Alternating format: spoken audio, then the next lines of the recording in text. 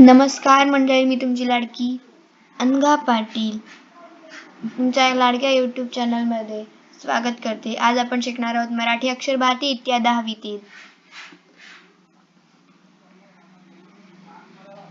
चुडीवाला हा lesson cancel आहे म्हणून आपण करणार नाही आहोत. फुटप्रिंट्स हा नंतर घेणार आहोत. आधी आपण ऊर्जा शक्तीचा जागर हा लेसन घेणार आहोत.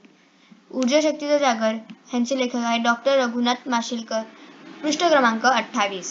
जाऊया आपण पृष्ठ क्रमांक 28 वर आलो आहोत. आठवा पाठ क्रमांक 8 ऊर्जा शक्तीचा जागर. लेखक डॉक्टर रघुनाथ माशेलकर.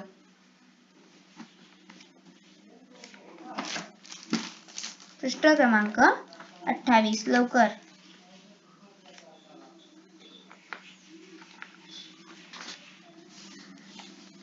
ह्याच्यामध्ये तुम्हाला काय शिकवून भेटते ते मला कमेंट मध्ये सांगा. ओके. ऊर्जा शक्तीचे जागर हे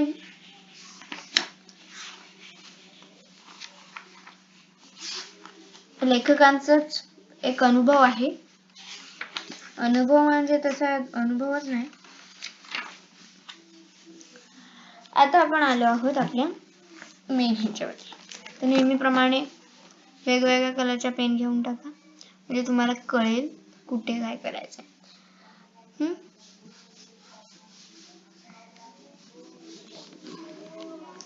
ऊर्जा शक्तीचा जागर. आधी आपण परिचय वाचून घेऊया. प्रस्तावना वाचून घेऊया. आंतरराष्ट्रीय ख्यातीचे ज्येष्ठ वैज्ञानिक म्हणजे सायंटिस्ट, ग्लोबल रिसर्च अलायन्सचे अध्यक्ष, royal society London fellow. Okay. वैज्ञानिक व औद्योगिक संशोधन संस्थेचे CSIR म्हणजे अध्यक्ष या नात्याने संस्थेच्या कार्यालयाची व्याप्ती वाढवण्यात त्यांचे मोलाचे योगदान आहे. पद्मविभूषण या पुरस्काराने सन्मानित आहेत. त्यांचा जन्म 1943 आहे ते अजून आहे. त्यांची शोध नव्या भारताचा पंचशील, नव्या युगाचे timeless inspector, Tilak in our times, rising India reinventing India इत्यादी पुस्तके प्रकाशित आहेत. भारतातील मूलभूत प्रश्न सोडवण्यासाठी बौद्धिक क्षमतेच्या आधारे ज्ञानाचे अर्थपूर्ण नियोजन करणारे डॉक्टर रघुनाथ माशेलकर आघाडीचे भारतीय शास्त्रज्ञ आहेत. प्रचंड कष्ट करण्याची वृत्ती, सकारात्मकता, शिस्त, संशोधक वृत्ती, नेतृत्व गुण व प्रखर देशनिष्ठा हे त्यांच्या व्यक्तिमत्वाचे विलोभनीय पैलू आहेत. आता ते आंतरराष्ट्रीय ख्यातीचे म्हणजे इंटरनॅशनल ज्येष्ठ वैज्ञानिक, ज्येष्ठ म्हणजे सिनियर, वैज्ञानिक म्हणजे सायंटिस्ट म्हणजे किती मोठे ते सायंटिस्ट आहेत आणि लेखक पण आहेत. त्यांनी हा लेख लिहिलाय ना रघुनाथ माशेलकर डॉक्टर. डॉक्टरची डिग्री कुठून भेटली? सायन्स म्हणजे सायंटिस्ट आहेत ते. आता आपण पहिलं बघूया ऊर्जा शक्ती जी आहे. ऊर्जा शक्ती म्हणजे काय? ऊर्जा शक्ती म्हणजे मनोबळ, आत्मविश्वासाचे चैतन्य, स्ट्रेंथ ऑफ एनर्जी. आणि जागर म्हणजे जागृत होणे. तर मी तुम्हाला लेसनचे नाव समजावून सांगितले आहे. मनोबळ, आत्मविश्वासाचे चैतन्य, जागर म्हणजे जागृत. ओके. आता इकडे लाल पेननी मी सांगते ते टिक आउट करा. आता ते काय होते? ग्लोबल रिसर्च अलायन्सचे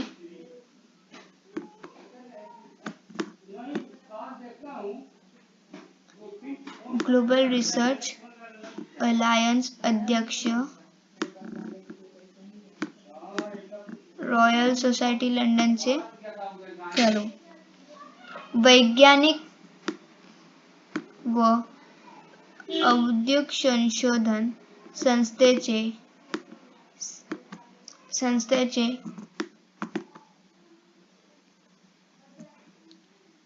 CSIR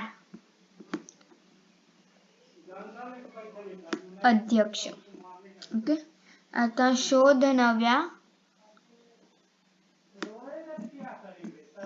भारताचा, पंचशील नव्या युगाचे, हे वेगवेगळे करा टाइमलाईन्स.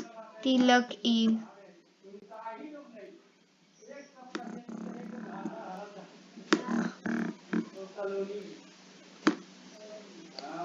पुस्तके.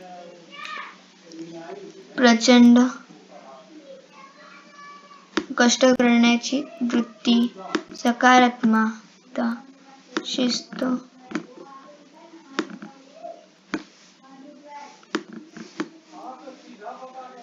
मी जरा वेगवेगळं केलंय पण तुम्ही जरा नीट करा. ओके. प्रतिकूल म्हणजे बिकट. बिकट. आता स्टार्टिंग करूया आपण. शाळा आणि शिक्षक असा विषय निघाला की मला माझी मुंबईतील शाळा आणि शालेय जीवनातील शिक्षकांची आठवण येते.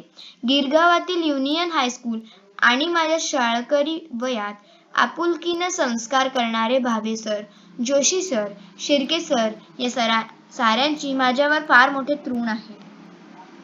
पण त्याच वेळी हेही सांगितलं पाहिजे की या शाळेशी आणि या संस्कार देणाऱ्या शिक्षकांशी माझा जो संपर्क आला, तो जिच्यामुळे आला ती माझी परमप्रिय आई आणि माझे मामा यांचे ऋण मी कसे व्यक्त करू. आई हीच प्रत्येक मुलाची पहिली शिक्षक असते. माझ्या बाबतीत तर आई ही माझी केवळ शिक्षक नव्हती तर माझे सर्वस्व होती. आता एक एक पॅराग्राफ घेणार आहोत आपण. आता सरांची नावे सांगितलं तर कोणते सर असं कधी पण विचारलं जाऊ शकते.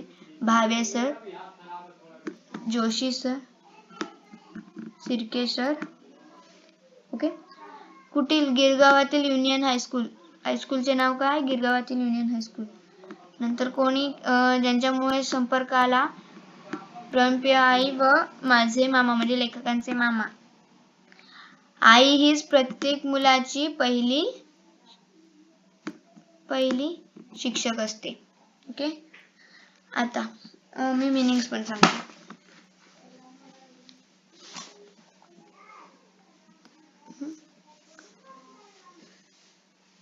आपुलकीने,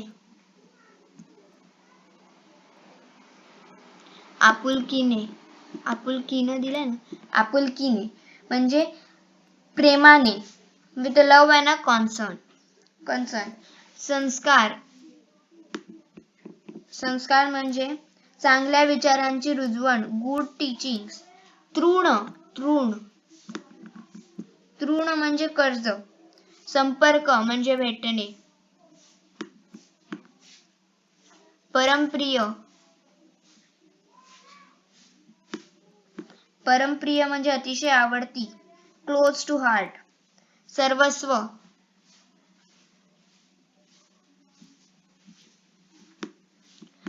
सर्वस्व म्हणजे संपूर्ण, होल, एव्हरीथिंग. ओके. आता याचा मी तुम्हाला सांगते. शाळा आणि शिक्षक असा विषय निघाला. जर लेखकांच्या ह्याच्यामध्ये शाळा आणि शिक्षक हा विषय निघाला की त्यांना मुंबईतील शाळा, त्यांची शाळा होती मुंबईतील आणि शालेय जीवनातील त्यांची मुंबईची शाळा आणि त्यांचे सर ह्यांची आठवण यायची. त्यांच्या शाळा ते कुठे शिकले? त्यांची शाळा गिरगावातील युनियन हायस्कूल आणि माझ्या शाळकरी वयात. गिरगावातील युनियन हायस्कूल मध्ये शिकले. त्या शाळकरी वयात आपुलकीने कोणी संस्कार केले? त्यांचे जे सर होते, Bhave sir, Joshi sir, Shirke sir यांनी लेखकांवरती आपुलकीने संस्कार केले असं लेखकांचं म्हणणं आहे. आणि साऱ्यांचे म्हणजे लेखकांवरती मोठे ऋण आहे. ऋण म्हणजे कर्ज आहे. उपकार आहे. पण त्याच वेळी हेही सांगितलं गेलं पाहिजे की या शाळेशी कोणी नातं जोडलं, कोणामुळे शिक्षकांशी माझा संपर्क झाला, कोणामुळे शिक्षकांशी आपण जोडलं जातो, तर लेखकाने सांगितलंय तर संपर्क जिच्यामुळे आला ती म्हणजे लेखकाची परमप्रिय आई. परमप्रिय म्हणजे अतिशय आवडती आई आणि माझे मामा म्हणजे लेखकांचे मामा. या दोघांचे जे त्यांच्यावरती ऋण, यांचे उपकार मी कसे व्यक्त करणार असं लेखकांनी सांगितले. आई हीच प्रत्येक मुलाची पहिली शिक्षक असते. आई हीच लेखकाची पहिली शिक्षक असते. कोणीही कोणाला विचारलं तरी सांगेल की आईच ही आपली पहिली शिक्षक असते, गुरु असते. माझ्या बाबतीत तर आई ही माझी केवळ शिक्षक नव्हती तर सर्वस्व होतं. ती लेखकांसाठी तर फक्त ती आईच ही केवळ शिक्षक नव्हती तर शिक्षकच नव्हती तर ती सर्वस्व होती. त्यांच्यासाठी सगळंच त्यांची आई होती. आमचे मूळ गाव दक्षिण गोव्यातील माशेल. त्यांचं जे मूळ गाव म्हणजे कुठे? दक्षिण गोव्यातील माशेल इकडे. थांबा आले मी. गिरगाव कुठे आलं माहिती? गिरगाव आहे ना दक्षिण मुंबईतील एक भाग आहे. दक्षिण म्हणजे साऊदर्न.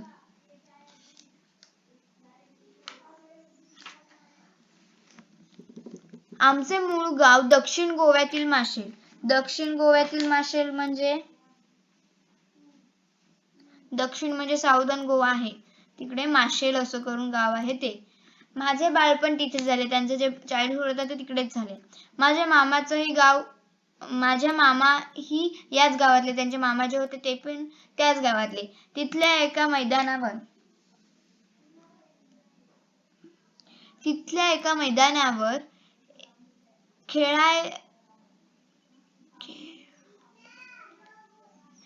तिथल्या एका मैदानावर खेळल्याच्या आणि पिंपळ कट्ट्यावर बसून निवांतपणे अनुभवल्याच्या पुसटशा आठवणी माझ्या मनात अधूनमधून वाऱ्याच्या लहरीसारख्या येत असतात. त्यांच्या ज्या आठवणी आहेत कुठल्या? पिंपळकट्टा म्हणजे पिंपळाच्या झाडाला म्हणजे खोडाभोवती बांधलेला रेस प्लॅटफॉर्म म्हणजे त्यांच्यासाठी बसायला बनवलेला. मैदान जे होते तिथले एका मैदानावर खेळायला जायचे आणि तिकडे मी सांगितलं पिंपळकट्टा बसून निवांतपणे म्हणजे शांतपणे पुसट अनुभवल्या म्हणजे जे त्यांचा अनुभव होता तो पुसटशा म्हणजे अस्पष्ट फेंट लाईट आठवणी माझ्या मनात अधूनमधून वाऱ्याच्या लहरीसारख्या येत असे. म्हणजे ह्या सगळ्या जुन्या त्यांच्या आठवणी अनुभवलेल्या त्यांच्या मनात जसे वारा कसा झुळझुळतो तसं हळूहळू येत असे. हळूहळू नाही म्हणजे जसं वारा जायचा तसं त्यांना नव्या म्हणजे त्या आठवणी आठवायच्या. माझ्या वयाच्या 6व्या वर्षी माझे वडील वारले. लेखकांचे वडील जे होते ते त्यांचे 6वं वर्ष चालू होतं तेव्हा वारले आणि आम्हाला उदरनिर्वाहासाठी म्हणजे आसरा म्हणजे पोट पाण्याच्या व्यवस्थेसाठी मीन्स ऑफ सपोर्ट साठी आमचे माशेल हे गाव सोडावे लागले. माशेल जे त्यांचे गाव होते ते त्यांना म्हणजे पोट पाण्यासाठी सोडावे लागले. मी आणि माझी आई मुंबईत येऊन पोहोचलो. ते आणि म्हणजे लेखक आणि त्यांची आई मुंबईत येऊन पोहोचलो. गिरगावातल्या खेतवाडीतील देशमुख गल्लीमध्ये मालती निवासातील पहिल्या माळ्यावर छोट्याशा खोल्यामध्ये आम्ही लेक राहत होतो. म्हणजे आता इकडे आपण पोहोचलो होतो. मी आणि माझी आई मुंबईत येऊन पोहोचले. ते आणि त्यांचे आई मुंबईत येऊन पोहोचले जेव्हा त्यांचे वडील वारले तर त्यांचे पोट पाण्यासाठी म्हणून. गिरगावातल्या खेतवाडीतील गिरगाव म्हणजे सांगितलं दक्षिण मुंबईतील एक भाग. खेतवाडी म्हणजे गिरगावच्या बाजूला असलेला परिसर local city in Mumbai near Girgaon. तिकडे देशमुख गल्ली असं नाव होतं. मध्ये मालती निवास करून एक हे होते माळा होता. म्हणजे एक सोसायटी टाईप होती. तर चॉल होती. त्याच्यामध्ये पहिल्या माळ्यावर छोट्याशा खोलीमध्ये मायलेक येऊन राहायचे. आर्थिक परिस्थिती पूर्णपणे खालावलेली. त्यांची जी पैशांचं जे होतं आर्थिक परिस्थिती ती खालावलेली म्हणजे खूप वाईट होती. दारिद्र्याशी संघर्ष करणारी माझी अल्पशिक्षित आई दारिद्र्याशी म्हणजे दैन्य, गरिबी, संघर्ष म्हणजे लढा करणारी, दारिद्र्याशी संघर्ष करणारी, त्यांची अल्पशिक्षित म्हणजे कमी शिकलेली, लेस एज्युकेटेड आई आणि शिक्षणासाठी आसुसलेली म्हणजे ओढ असलेले, एस्पायरिंग टू, पण कोणतीच फी भरणे शक्य नसल्याने शाळेत कसा जाऊ. दारिद्र्याशी संघर्ष करणारी म्हणजे गरिबीशी संघर्ष करणारी, कष्ट करणारी, लढा देणारी, तिची अल्पशिक्षित म्हणजे लेस एज्युकेटेड आई आणि शिक्षणासाठी आसुसलेली म्हणजे ओढ असलेली, पण कोणतीच फी भरणे शक्य नव्हते. त्याला त्यांचे फी भरणे शक्य नव्हते म्हणून शाळेत कसा जाऊ हा असे प्रश्नचिन्ह घेऊन वावरणारा म्हणजे कोणतीच फी भरू नाही शकत होते म्हणून प्रश्नचिन्ह काय व्हायचे तर शाळेत कसा जाऊ, फी भरायला पैसे नाही म्हणून वारंवार म्हणजे नेहमी लेखकांच्या मनात येऊन उभा राहायचा. त्यावेळेचं वातावरण हे असं होतं म्हणजे त्यावेळेचं असं वातावरण होतं की ना पोट पाण्यासाठी येऊन राहावं लागलं छोट्याशा खोलीत, पण फी भरण्यासाठी पैसे नाही, त्यांची आई अल्पशिक्षित, असं सगळं वातावरण होतं. पण माझ्या आईने धीर सोडला नाही, पण लेखकांच्या आईने जरा धीर नाही सोडला. ती खचली नाही. वेगवेगळी कष्टाची कामे ती करत गेली म्हणजे वेगवेगळ्या कष्टाची कामे जी हाती कामे हातात पडली ती तिने केली. त्यातच माशेलहून मुंबईत आलेले माझे मामाही मदतीला आले. म्हणजे माशेलहून त्याचे जे मामा होते ते मुंबईत आलेले, ते मदतीला आले. कुठे त्यांच्या घरी. त्यांच्यामुळे मला खेतवाडीतील प्राथमिक शाळेत, खेतवाडी म्हणजे तिकडेच खेतवाडी मी सांगितलं तिकडे प्राथमिक शाळेत प्रवेश मिळू शकला. म्हणजे त्याचे मामा आले आणि त्यांनी प्राथमिक म्हणजे पहिली ते चौथीतली प्राथमिक शाळेत प्रवेश मिळू शकला. आता मी तुम्हाला हे सांगितलं ना ते सांगून घेते.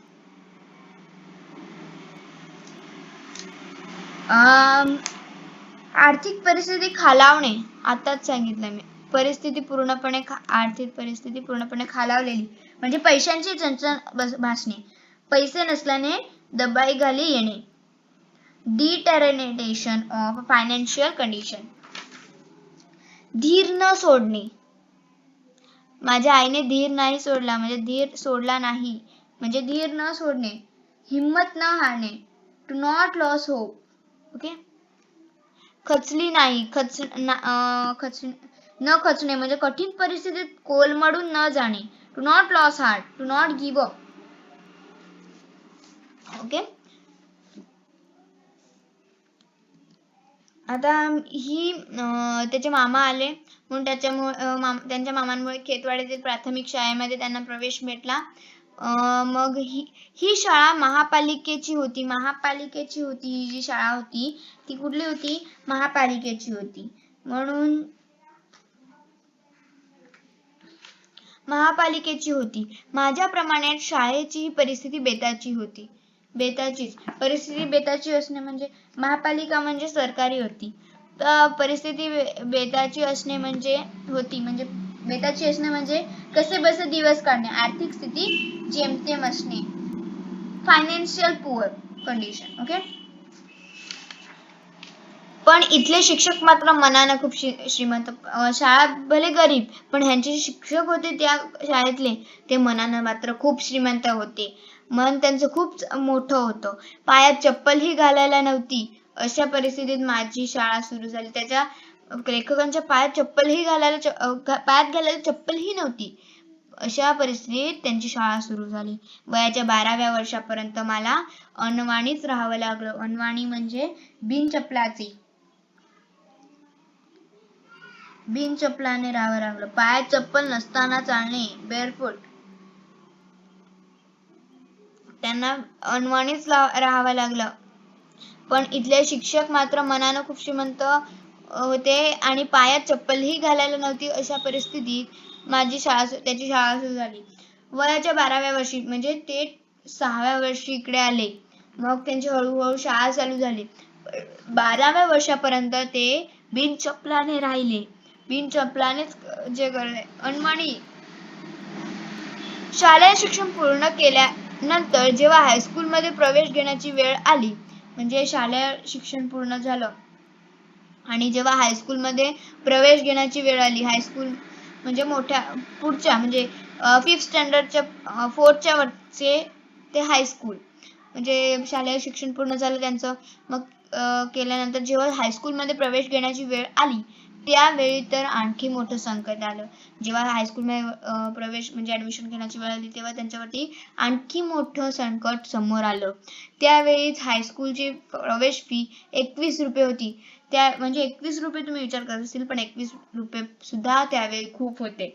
जेव्हा ते हायस्कूलमध्ये प्रवेश घेण्याची वेळ आली, तेव्हा त्यांच्याकडे प्रवेशासाठी पैसे नव्हते. म्हणून त्यांच्या मनात विचार पडला की हे 21 रुपये प्रवेश फी आहे, तर पण आमच्या जवळ एवढे पैसे कुठून येणार? आम्ही पैसे कुठून भरणार? प्रवेश फी भरणे शक्य नसल्याने आता माझे शिक्षण थांबणार असे वाटू लागले. प्रवेश फी भरणे शक्य नव्हते, म्हणून त्यांना वाटले लेखकांना की आता म्हणजे त्यांचे शिक्षण थांबणार.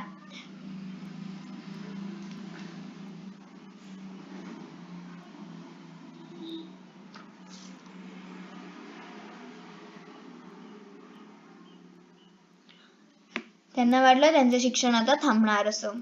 पण माझ्या आईने म्हणजे लेखकांच्या आईने जराही धीर सोडला नाही. धीर सोडला नाही म्हणजे हिंमत सोडली नाही. धीर न सोडणे, आधी पण मी सांगितलं, परत सांगते. धीर सोडला नाही म्हणजे धीर न सोडणे. बरोबर. आजूबाजूच्या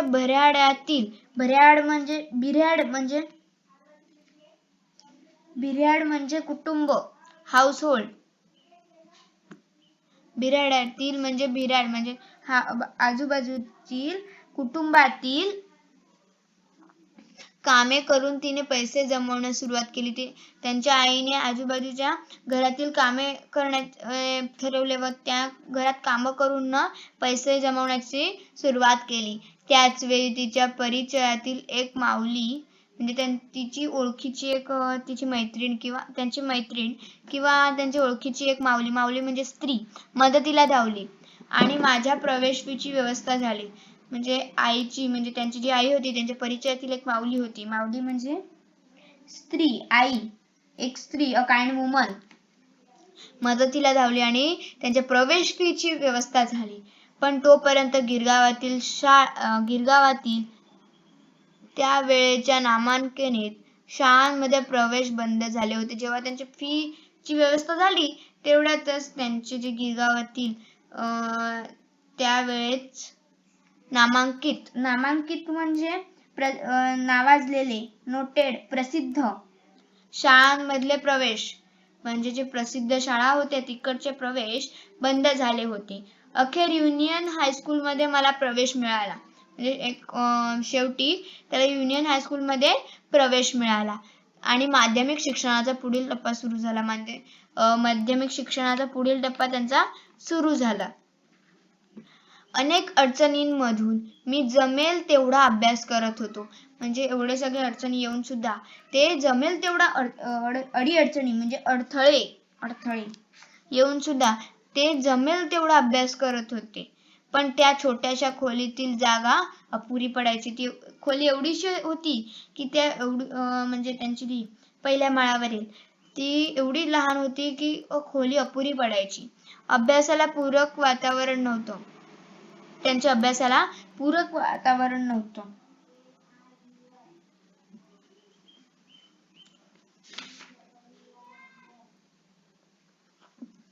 त्यांच्या अभ्यास करण्यासाठी पूरक वातावरण नव्हतं. मात्र त्याही वातावरणात मी जिद्दीने अभ्यास करत राहिलो. म्हणजे तेवढं जरी वातावरण होतं तरी ते हिंमत सोडली नाही. जिद्दीने तसेच अभ्यास करत राहिले आणि परीक्षेत चांगले यश मिळाले व मिळत जात होते. या युनियन हायस्कूलमध्ये शिक्षक त्यांची सेवाभावी वृत्ती म्हणजे या युनियन हायस्कूल मधले शिक्षक जे होते ते सेवाभावी, त्यांची वृत्ती कशी होती? सेवाभावी होती. सेवा करण्याचा स्वभाव, सर्विंग नेचर. विद्यार्थ्यांना शिकवताना त्यामध्ये त्यांचं स्वतःला झोकून देणे म्हणजे स्वतःला झोकून देणे म्हणजे काय माहिती? हा एक वाक्यप्रचार आहे. स्वतःला झोकून देणे म्हणजे समरस होणे, to be committed to something. त्यांची वृत्ती कशी होती? एकदम सेवाभावी होती. ते विद्यार्थ्यांना शिकवताना ते स्वतः त्याच्यामध्ये झोकून जायचे आणि निरपेक्ष भावाने, निरपेक्ष म्हणजे काहीही अपेक्षा नसलेले, सेल्फलेसनेस भावाने केलेले मार्गदर्शन, त्यामुळे माझ्या केवळ शालेय अभ्यासाचाच पाया पक्का झाला असं नाही, तर आयुष्याचा पाया पक्का झाला. म्हणजे जे लेखक होते त्यांचे शिक्षक स्वतःला झोकून द्यायचे जेव्हा शिकवताना व निरपेक्ष भावाने मार्गदर्शन करायचे. म्हणून त्यामुळे फक्त केवळ शालेय अभ्यासाचा पाया म्हणजे फक्त शाळेच्या अभ्यासाचा पाया त्यांचा पक्का झाला नाही. पाया पक्का म्हणजे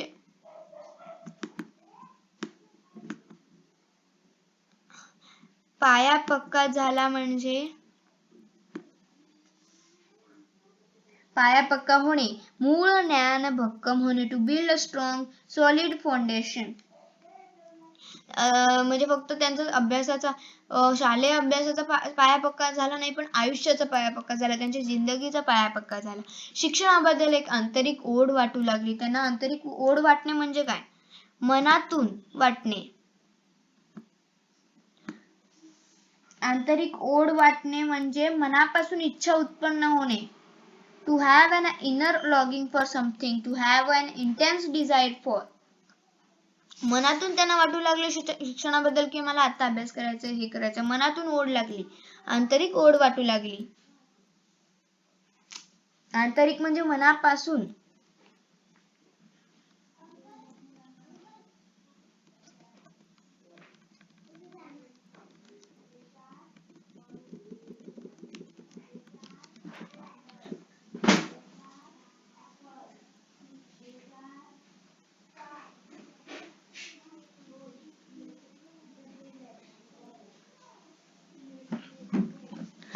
आमच्या हायस्कूलमध्ये दर शनिवारी चाचणी परीक्षा घेण्यात येत असे. त्यांची जी शाळा होती त्यांच्या शाळेमध्ये दर शनिवारी चाचणी परीक्षा म्हणजे टेस्ट घेण्यात यायची. चाचणी परीक्षा घेण्यात येईल. आमचं हायस्कूल गरीब होतं. त्यांचं जे हायस्कूल होतं ते गरीब होतं. त्यामुळे उत्तरपत्रिका म्हणजे आन्सर शीट जी होती ती त्यांना घरून आणावी लागायची. त्यावेळी त्याची किंमत फक्त 3 पैसे होती. एका आन्सर शीटची किंमत होती ती 3 पैसे होती. आपल्याला कदाचित पटणार नाही, म्हणजे आपल्याला कळणार नाही की 3 पैसे, पण त्या दर आठवड्याला एक चाचणी व्हायची, तर दर आठवड्याला 3 पैसे उभा करणे म्हणजे त्यांच्या म्हणजे लेखकांच्या आईच्या मनात डोळ्यात पाणी उभं राहायचं. दर आठवड्याला 3 पैसे गोळा करण्यात ही लेखकांच्या आई होत्या. त्यांच्या डोळ्यात पाणी उभं राहायचं. पाणी उभं राहणे, डोळ्यात पाणी उभं राहणे म्हणजे डोळ्यात अश्रू येणे, रडवले होणे. To get teary eyed. आजही हे आठवलं म्हणजे लेखकांना आजही सगळं आठवलं की त्यांच्या अंगावरती काटा उभा राहतो.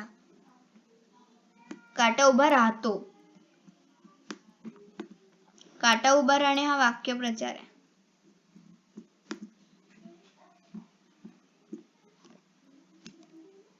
हे सगळे वाक्यप्रचार नीट बघा. अंगावर काटा उभा राहतो.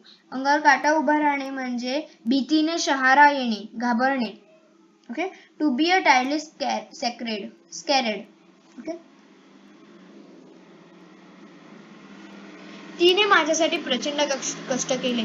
ते लेखकांच्या आईने लेखकांसाठी प्रचंड कष्ट केले, खूप कष्ट घेतले, खूप परिश्रम केले, पडले ते काम केले, जे पडेल ते काम केले. कोणतेही काम करण्यात ते मागे पुढे बघितलं नाही. कोणतेही काम करणे, पडेल ते काम करणे म्हणजे कोणतेही काम करणे म्हणजे वाक्यप्रचार आहे. काँग्रेस हाऊस जवळ काही काम मिळणार आहे असं समजल्याने एकदा ती तिकडे गेली. काँग्रेस हाऊस म्हणजे मुंबईतील काँग्रेस पक्षाचे मध्यवर्ती कार्यालय, द काँग्रेस हाऊस. बरोबर. काँग्रेस हाऊस जवळ काहीतरी काम मिळणार आहे हे तिला समजल्याने ती तिकडे गेली होती. रांगेत खूप वेळ उभी राहिली. तशीच तात्काळात म्हणजे तशीच वाट पाहत उभी राहिली. पण त्यावेळी तिला सांगण्यात आलं, तेव्हा तिकडे सांगण्यात आलं, तिची जेव्हा बारी आली तेव्हा की इकडे फक्त तिसरी किंवा त्यापेक्षा अधिक शिकलेल्यांना काम मिळेल. जे तिसरी शिकलेत किंवा तिसरी पेक्षा जास्त शिकलेत त्यांनाच काम दिलं जाईल. दुसऱ्यांना अशिक्षितांना काम दिलं जाणार नाही. अशिक्षित म्हणजे तिसरी पेक्षा कमी शिकलेल्यांना. हे ऐकून अर्थातच ती नाराज झाली. हे ऐकलं आणि तिची नाराज झाली. घराकडे मागे फिरली म्हणजे घराच्या रस्त्याला परतली. त्याच वेळी लेखकांच्या आईने ठरवलं की मी माझ्या मुलाला खूप शिकवीन, की लेखकांना ती खूप शिकवेन, कारण शिक्षणाशिवाय या जगात मान नाही. ही खरी गोष्ट आहे की या जगात शिक्षणाशिवाय मान नाही. जिकडे जाऊ तिकडे शिक्षण हे महत्त्वाचं आहे. म्हणून तिने ठरवलं, जेव्हा तिने अनुभवला तेव्हा तिने ठरवलं की मी माझ्या मुलाला खूप शिकवीन, कारण शिक्षणाशिवाय या जगात मान नाही. तिने प्रत्यक्षात केलंही तसंच. म्हणजे तिने ते प्रत्यक्षात घडवलं. माझ्यासाठी तिने म्हणजे लेखकांसाठी तिने घेतलेले कष्ट लेखक कोणत्या शब्दात सांगू हे विचारतात. सांगू शकणार नाही ते कोणत्याही शब्दात, असं त्यांनी सांगितलं. पाठकोरे लिहून उरलेले कागद ती एकत्र जमवायची.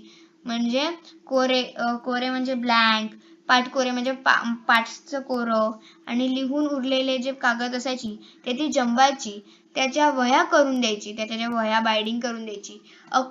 त्यांच्या लेखकांसाठी जमा करायची.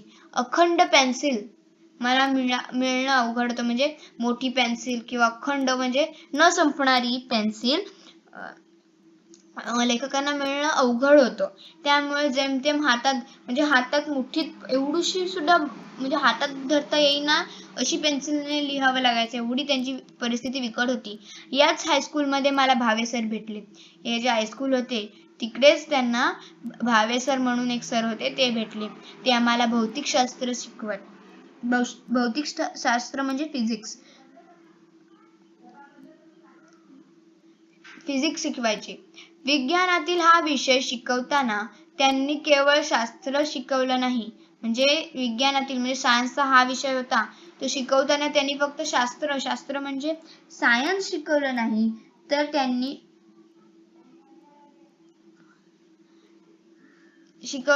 त्यांनी विषयाची गोडी लावली. म्हणजे काय केलं? गोडी लावणे म्हणजे आवड निर्माण करणे आणि त्याचबरोबर जीवनाचा फार मोठा तत्वज्ञान शिकवलं. फक्त त्यांनी आम्हाला शास्त्र नाही शिकवले, म्हणजे विज्ञानातील हा विषय भौतिकशास्त्रच नाही शिकवलं, तर त्या विषयाची त्यांनी गोडी लावली व तत्वज्ञान म्हणजे त्याचबरोबर जीवनाची फिलॉसॉफी त्यांनी मोठं तत्वज्ञान शिकवलं, मोठी फिलॉसॉफी त्यांनी शिकवली, असं सांगितलं आहे भावे सरांनी. एक दिवशी शाळेत त्यांनी एक प्रयोग करून दाखवला. प्रयोग म्हणजे एक्सपेरिमेंट करून दाखवला. एक दिवशी त्यांनी शाळेत एक एक्सपेरिमेंट करून दाखवला. भिंगाच्या सहाय्याने सूर्यकिरणाची शक्ती कागदावर एकत्र केल्यास कागद जळतो हे त्यांनी दाखवलं आणि माझ्याकडे बघून ते म्हणाले, माशेलकर, तुमची ऊर्जा शक्ती एकत्र करा, काहीही जळता येईल. एकीकडे मला एकाग्रतेचा मंत्र मिळाला आणि दुसरीकडे विज्ञान समजलं. आता ह्याच्यामध्ये काय सांगितलंय? एके दिवशी त्यांनी एक प्रयोग करून दाखवला. तर प्रयोग कसला होता? भिंगाच्या सहाय्याने, भिंग म्हणजे स्पेअर्स असतात माहिती, चष्मे त्याच्यामध्ये भिंग असतात काय ना, त्या भिंगाच्या सहाय्याने सूर्यकिरण म्हणजे सूर्याचे रेज असतात, सनरेज, भिंगाच्या सहाय्याने सूर्यकिरणाची शक्ती, सनरेजची पॉवर कागदावर एकत्र केल्यास, म्हणजे भिंगाच्या सहाय्याने, भिंग आहे त्याच्या सहाय्याने म्हणजे मॅग्निफाइंग ग्लास पण आपण सांगू शकतो. मॅग्निफाइंग ग्लासच्या सहाय्याने सूर्याची किरणे सूर्यकिरण म्हणजे सनरेज जर त्याच्यावर पडले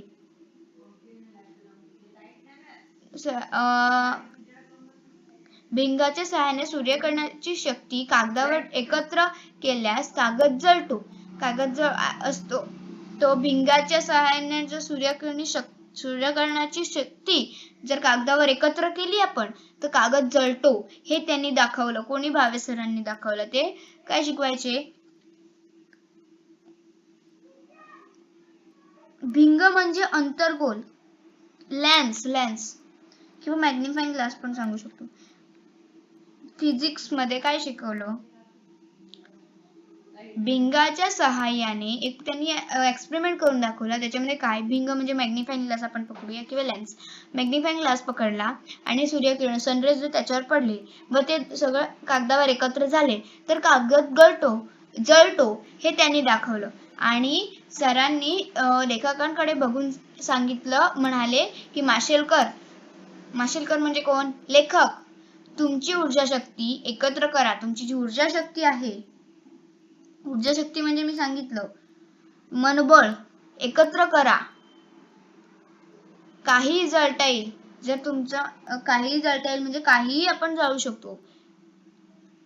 एकीकडे मला एकाग्रतेचा मंत्र मिळाला. एकाग्रता म्हणजे एकाच गोष्टीवर लक्ष केंद्रित करणे, कॉन्सन्ट्रेशन नाचा मंत्र मिळाला. आणि दुसरीकडे विज्ञान समजले म्हणजे सायन्स हे समजलं त्यांना.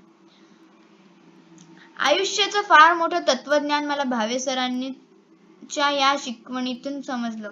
तत्वज्ञान म्हणजे फिलॉसॉफी, आयुष्याचं म्हणजे जिंदगीचं फिलॉसॉफी. त्यांना फार मोठं फिलॉसॉफी भावे सरांच्या शिकवणीतून त्यांना समजलं. गवसलं म्हणजे सापडलं, टू फाउंड. त्यांना मी कसा विसरू शकेन?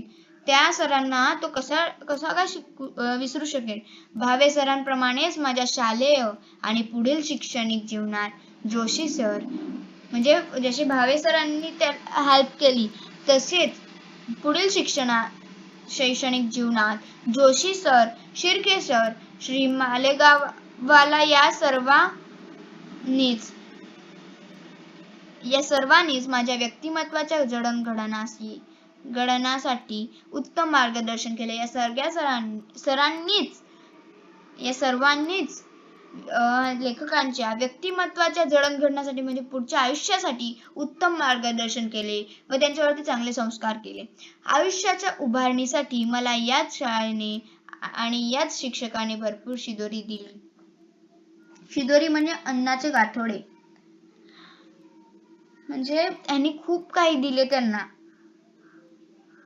म्हणजे अन्नाचे गाठोडे असते शिदोरीचा अर्थ, पण इकडे सांगितलं आहे अनुभवाचे गाठोडे, bag full of experience. Okay.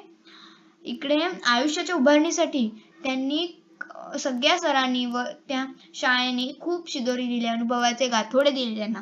संघर्षासाठी आत्मविश्वास मिळवून दिला. संघर्ष करण्यासाठी त्यांनी आत्मविश्वास मिळवून दिला. जगण्याचे भान दिले, कसे जगायचे ते शिकवलं. आजही फिरून ते शाळेचे दिवस आठवताना एकीकडे प्रचंड दारिद्र्याचा सामना करण्याचे क्षण आठवतात. म्हणजे जेव्हाही त्यांना आठवण येते त्या शाळेची तेव्हा त्यांना हेही आठवते की ते किती दारिद्र्यात सामना करत क्षणोक्षण आठवतो कसे ते कष्ट करत दारिद्र्यात वाढले. आणि त्याच वेळी माझी आई, माझे शिक्षक, माझी शाळा हे माझे संस्कार केंद्र डोळ्यासमोर उभे राहते. त्यांचे संस्कार केंद्र आहे, पण काय? माझी आई, माझे शिक्षक, माझी शाळा यांनी मला संस्कार दिले हे त्यांचे संस्कार केंद्र डोळ्यासमोर उभे राहते. मी पुन्हा मनोमनी शाळेत जाऊ लागतो. जेव्हा हे त्यांच्या डोळ्यासमोर उभे राहते तेव्हा तो मनोमनी शाळेत जाऊ लागतात. आता जे आहे त्याचा मी सामना करणे म्हणजे मुकाबला करणे, झटकणे, to face, to deal with. Okay. भान देणे,